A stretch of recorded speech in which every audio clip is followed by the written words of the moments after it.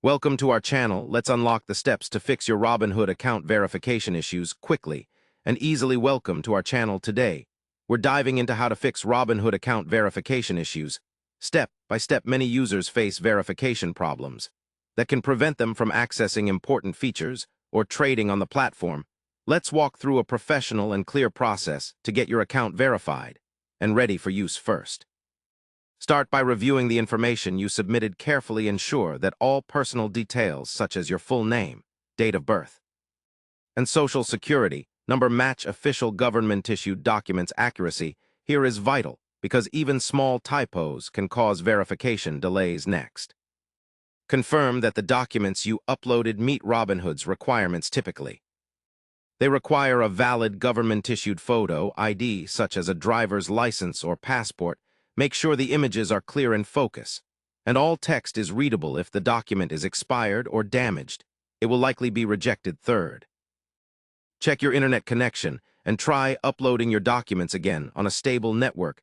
Sometimes connection problems interfere with the uploading process and cause errors. Fourth, if you receive a rejection notice or are stuck at any stage, reach out to Robinhood's customer support. Directly use their in-app chat or website contact form.